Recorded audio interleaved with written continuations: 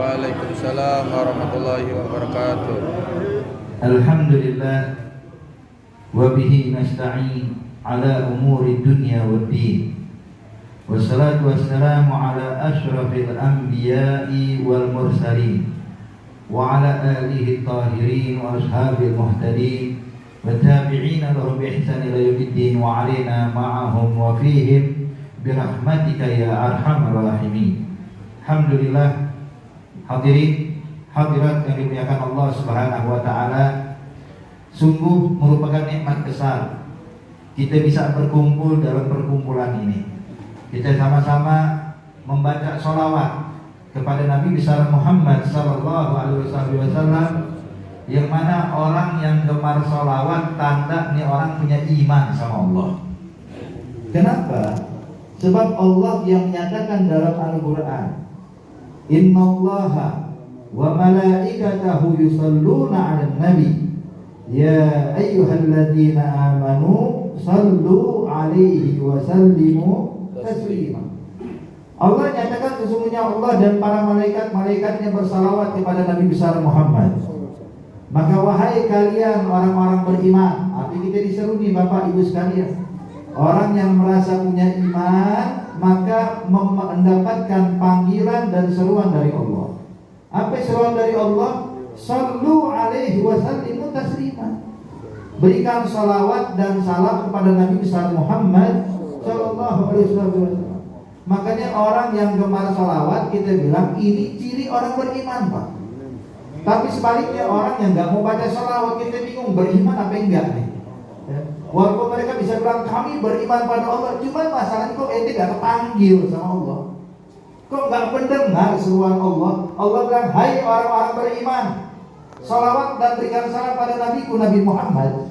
Kalau anda mengatakan kita gak perlu salawat, kita bingung ini benar beriman apa enggak. Kalau kita Pak Bu bersalawat kepada Nabi Muhammad itu terus terang merupakan nikmat besar dari Allah buat kita, taufik dari Allah. Apalagi tahu nggak orang nanti di akhirat berusaha pengen dekat sama Nabi Muhammad, bukan pengen jauh. Jangankan kita umatnya, para nabi dan para rasul yang sudah dijamin masuk surga tanpa dihisab, yang diizinkan memberikan syafaat, tetap pengen dekat sama Nabi Muhammad. Sampai Nabi katakan di dalam hadis, Adam wa man dunahu tahta liwa'i ghadan yaumal qiyamah wala fakhr. Kata Nabi Muhammad, Nabi Adam beserta para nabi dan rasul lainnya akan berada di bawah panji bendera kata Rasulullah. Bukan bawah panji masing-masing, pengen di bawah panjinya Rasulullah. Bisa kita bayangin Pak, Nabi Muhammad waktu berdiri itu disekutari para nabi dan rasul, pengen dekat sama Nabi, pengen kumpul sama Nabi, pengen mendapatkan kemuliaan kalau dekat sama Rasulullah sallallahu alaihi wasallam. Bahkan para sahabat-sahabat impian mereka bukan cuma masuk surga. Kalau kita mungkin beramal, kenapa beramal? Pengen masuk surga. Kenapa beramal? Gak mau diadab. Mungkin kita cuma seperti itu hadirin, pengen masuk surga. Tapi sahabat lebih dari itu keinginannya. Bukan cuma keinginan masuk surga, pengen dekat sama Rasulullah. Sayyidina Thauban radhiyallahu ta'ala anhu arda sahabiyul jalil. Beliau ini adalah orang yang nggak boleh terpisah sedikit pun sama Rasulullah. Tiap hari dia buka Nabi, sholat di belakang Nabi. Itu kalau pulang ke rumah nih Sayyidina Thauban hadirin, padahal udah puas nih dia buka Rasulullah Pak, udah puas dengerin ucapan Nabi, pulang ke rumah duduk sama keluarga gelisah, bingung. Dia bilang tuh, ini kalau duduk begini dia gelisah, keluar lagi kemana? Ke masjid Nabi, nungguin Nabi keluar rumah. Pengen lihat muka Nabi doang hadirin. Senang nggak buka Rasulullah. Begitu buka Nabi itu hilang sumpahnya, hilang gelisahnya. Udah tenang, balik lagi ke rumah. Gelisah lagi, berangkat lagi ke masjid, nungguin depan pintu rumahnya Rasulullah. Cuma pengen lihat muka Rasulullah. Sekali waktu hadirin, ketika dia pulang ke rumah, dia berpikir, ya Allah, Ini saya alhamdulillah kapan saya pengen lihat Nabi gampang datang ke masjid melihat Rasulullah. Cuman masalahnya ntar kalau udah meninggal di akhirat gimana nih? Kalau saya masuk surga, tentu surga saya nggak bakal sama dengan surganya Nabi. Siapa saya? Nabi Muhammad surga Firdaus, surga paling tinggi. Saya paling cuma di emperan surga paling bawah. Artinya kalau saya masuk surga sekalipun nggak bakal berjumpa sama Rasulullah. Sebab beda level, beda tempat hal itu. Itu kalau saya masuk surga. Nah kalau saya masuk neraka, gimana bisa melihat muka Rasulullah? Maka hal ini dipikirin Pak sampai jatuh sakit Sayyidina Thawban. Sampai gak mau makan, sampai gak mau minum, sampai kuning badannya. Menguning badannya, jadi kurus badannya. Kita pikirin di akhirat gimana nih? Sampai akhirnya hadirin, ketika ketemu sama Nabi Muhammad, Nabi bingung lihat Thawban kok berubah. Jadi gimana ya Thawban? Apa yang terjadi padamu ya Thawban? Katanya ya Rasulullah, yang bikin saya kayak begini karena cinta saya pada engkau ya Rasulullah. Kata Nabi, gimana ya Thawban? Cerita Thawban. Sebab saya ini sekarang bisa ketemu engkau kapanpun saya mau ya Rasulullah. Cuma kalau dia meninggal, kalau nanti di akhirat saya masuk surga, tentunya surga saya bakal beda sama engkau. Saya nggak bakal bisa lagi ketemu sama engkau ya Nabi. Mendingan di dunia bisa melihat engkau kapanpun saya mau. Kalau di surga kan gimana ya? Apalagi kalau saya masuk neraka, ya nggak mungkin lagi berjumpa dengan engkau ya Nabi Muhammad. Maka itu yang membuat saya memikirkan hal ini. Sampai Nabi nggak bisa jawab Pak. Kenapa? Sebab meletakkan orang surga paling tinggi, surga nomor 2, surga nomor 3 itu bukan haknya Nabi, tapi haknya Allah. Allah yang mengatur itu semuanya. Maka Nabi pun terdiam hadirin. Gak bisa jawab. Subhanallah, turun wahyu. Allah Subhanahu wa ta'ala menyatakan, "Wa may yuti'illahu war rasul fa ulaika ma'al ladzina an'ama Allahu 'alaihim minan nabiyyin was-siddiqin was-syuhada was-salihin wa hasuna ulaika rafiqa." Disebutkan Allah menurunkan ayat ini berkat Thawban. Karena Thawban bingung hadirin, akhirnya Allah turunkan wahyu. Wa may yuti'illahu war rasul, orang yang taatnya kepada Allah, taatnya kepada Rasul, maka mereka kata Allah Subhanahu wa taala ma'alladzina an'ama Allahu 'alaihim minan nabiyyin. Mereka nanti di akhirat bakal dikumpulkan bersama orang-orang yang mendapatkan nikmat siapa? Para nabiyyin, para anbiya.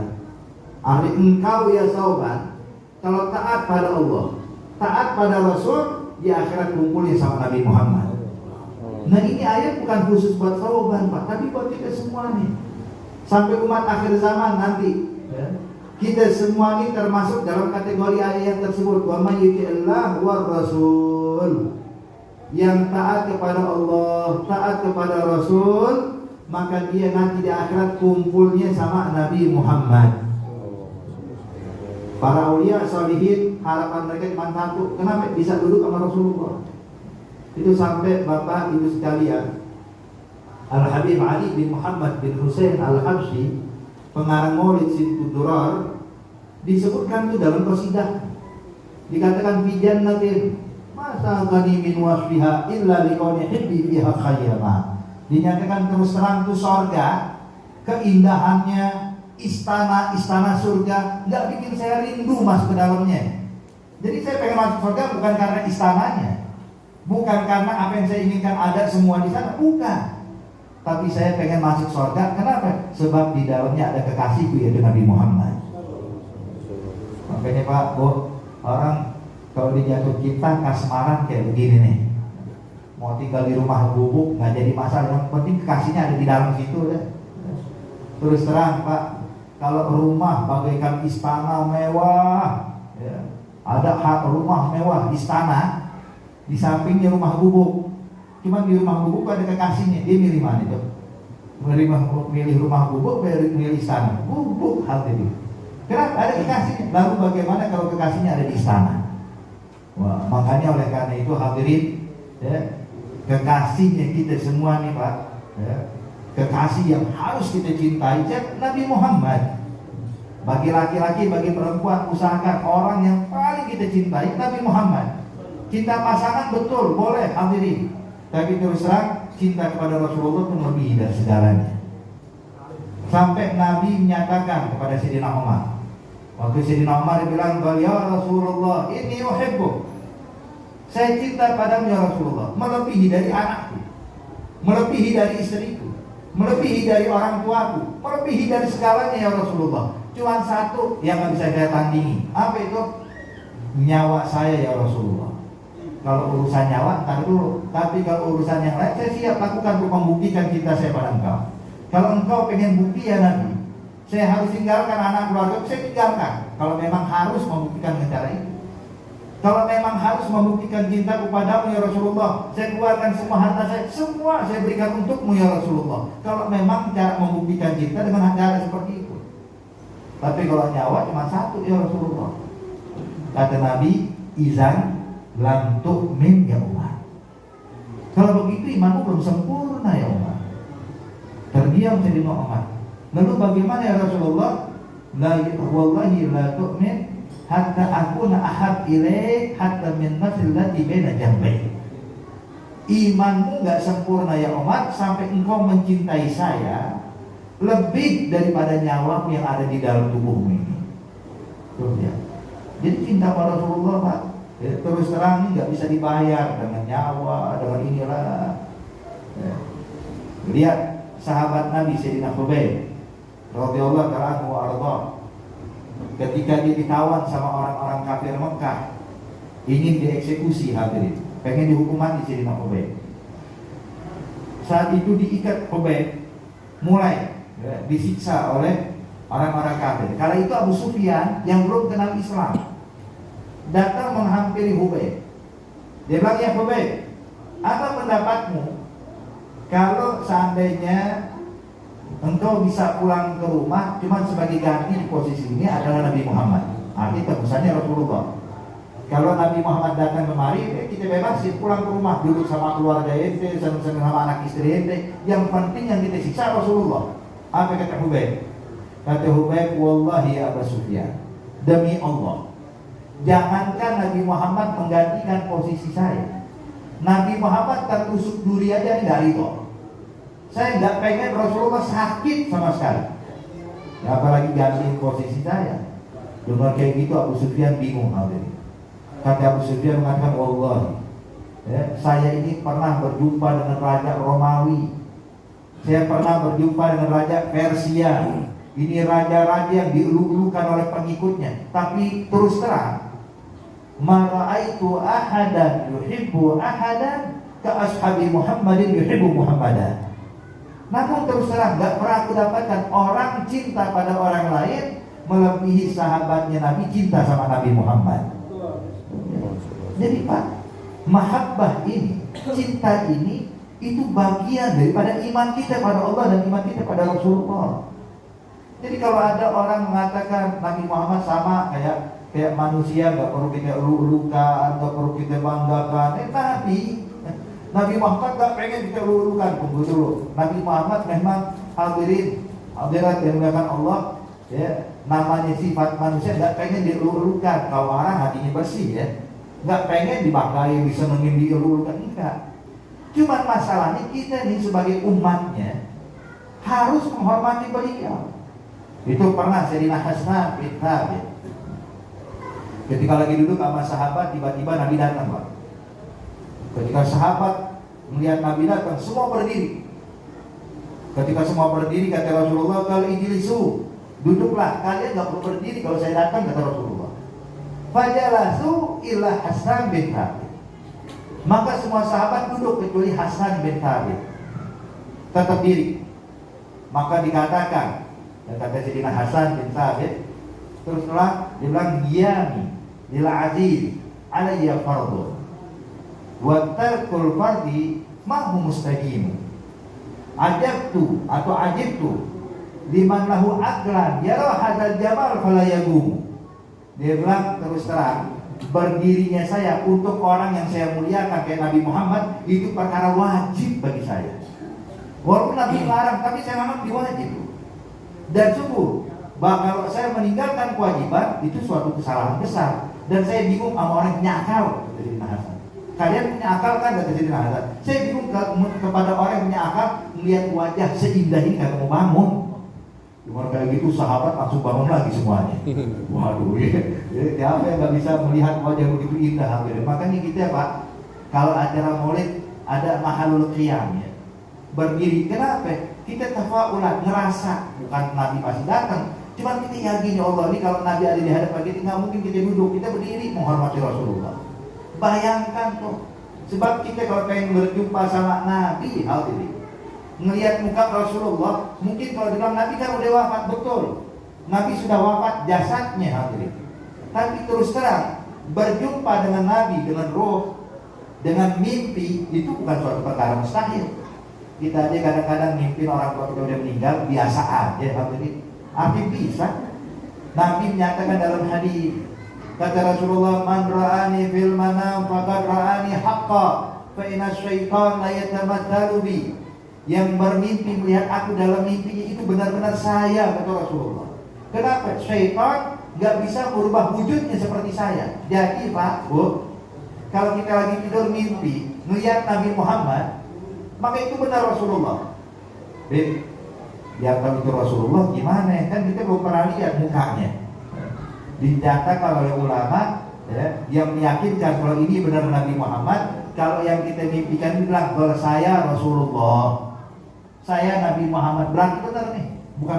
Hadirat yang dimuliakan Allah Subhanahu wa taala. Dalam riwayat hadis yang lainnya, man ra'ani fil manam fasayarani yaqadha. Barang siapa yang melihat saya dalam mimpi, maka dia bakal bisa melihat aku dalam keadaan terjaga, kata Rasulullah. Artinya Pak, Nabi yang bilang, kita percaya ucapan Nabi. Wa ma yantiqu 'anil hawa in huwa illa wahyun yuha. Nabi kalau dia ngomong nggak ada salahnya, nggak ada bohongnya. Benar ucapan Rasulullah, yang mimpi ketemu saya, kemungkinan bisa melihat saya terjaga. Artinya Bapak Ibu sekalian, untuk mencapai mimpi ini, biar bisa ketemu Rasulullah, sebab kalau ketemu langsung sulit. Mimpi dulu deh, mimpi dulu. Gimana sih biar kita mimpi sama Nabi? Di antaranya nih perkumpulan kayak begini hadirin. Kita dengerin cerita tentang Rasulullah, yang dibaca sifatnya Nabi, akhlaknya Nabi. Kemudian Pak, coba cari tahu Syama'ilnya Nabi Muhammad.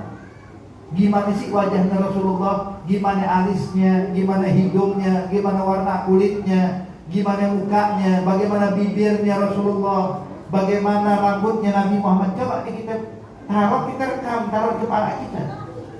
Memang awalnya Pak berkhayal, membayangkan muka Nabi kayaknya begini deh. Bayangkan muka Rasulullah seperti, terus nanti bakal datang waktunya kita bakal berjumpa dengan Nabi Muhammad. Dan bukan cuma itu. Kemudian juga di antara hal yang menyebabkan kita bisa mimpi ketemu Nabi, banyakin baca sholawat. Itu pernah hadirin yang dimuliakan Allah ya.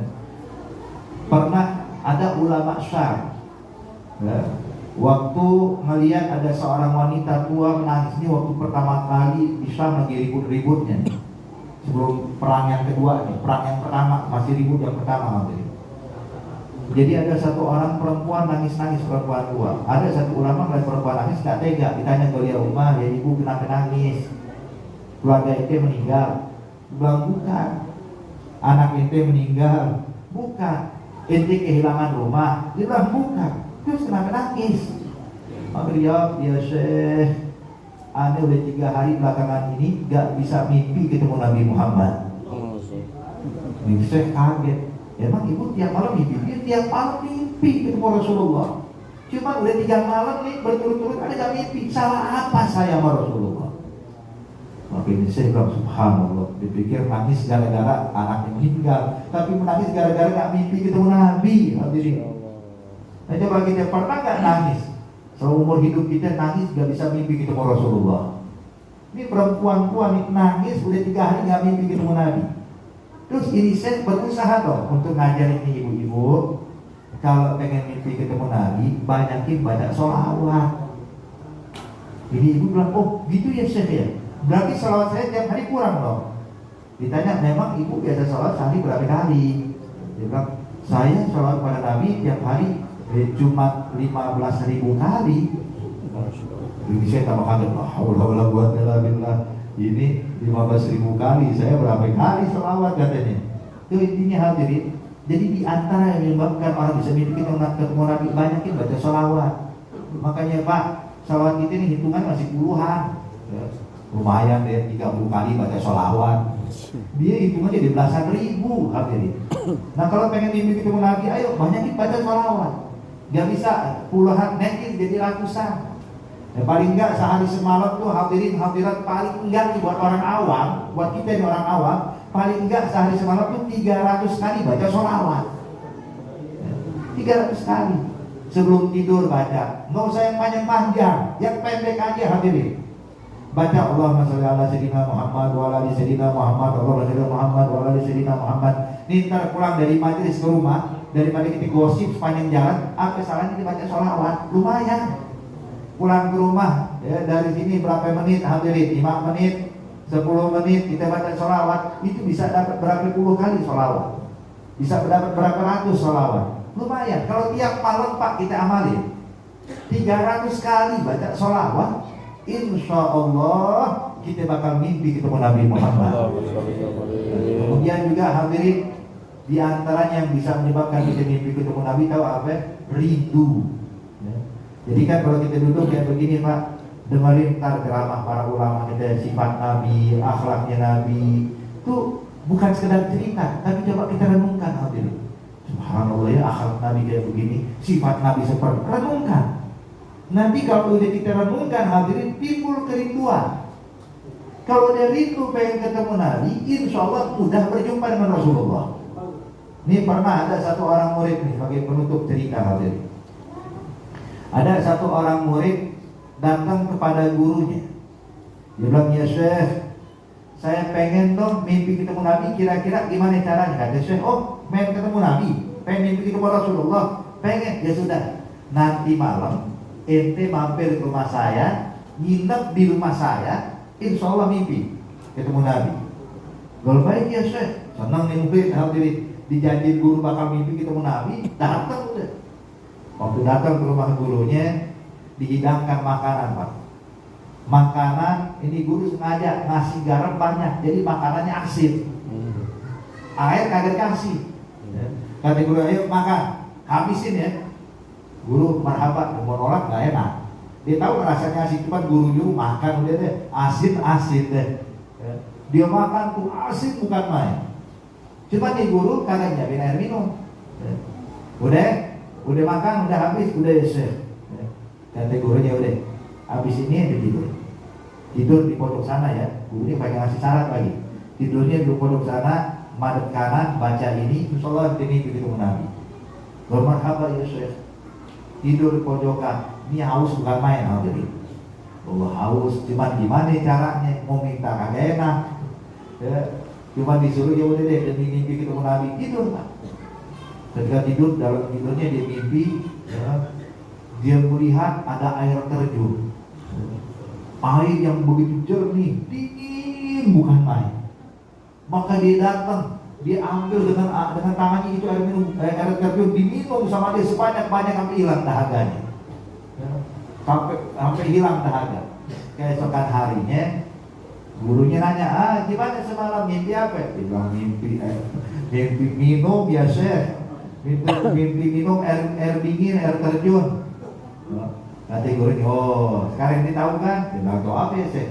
Jadi kalau ente mau mimpi ketemu Nabi, maka rindumu kepada Rasulullah harus sama dengan rindumu kepada air minum. Jadi kemarin saya kasih makan sengaja biar ente paham. Makanan saya sengaja banyakin garam, terus saya nggak kasih minum. Jadi ente rindu pengen minum. Ketika ente rindu pengen minum, maka ente mimpinya minum. Tapi kalau ente sebelum tidur rindunya sama Nabi Muhammad, dijamin mimpinya ketemu Nabi Muhammad. Oke, ayo hadirin, ini kita sengaja dibikin sama guru-guru kita bikin acara maulid malam. Biar apa? Di antaranya karena waktu malam waktu lebih panjang kosong hadirin, dan di antaranya abis ini kita bisa tidur. Jadi kita dengar tuh tangannya merasa rindu sama Rasulullah. Pengen ketemu Nabi, pengen pandang wajah Nabi, pengen lihat muka Rasulullah. Insya Allah Pak, kalau kita rindu kayak begini, dijamin tiap malam bisa mimpi ketemu Rasulullah. Jadi kita berharap ini majelis bawa keberkahan buat kita, bawa perubahan untuk kita. Kita pengen majelis ini bukan cuma seremonial, bukan cuma sekedar duduk, kumpul, pulang begitu aja lah. Kita pengen setiap majlis ada hasilnya. Pengen datang gini kita makin cinta sama Nabi. Besok ada majlis maulid makin cinta lagi sama Nabi. Ada majlis maulid lagi makin cinta sama Rasulullah. Sehingga kecintaan pada Rasulullah terus bertambah. Insya Allah nanti di akhirat kita bisa dikumpulkan bersama Nabi Muhammad. Kita bakal masuk surga bersama Nabi Muhammad. Amin ya rabbal alamin. Allahumma ja'al jam'ana hadza jam'an marhuma wa tafarraqna min ba'dihi tafarruqan ma'duma wa la taj'al fina wa la ma'ana shaqiyyan wa la mahruma.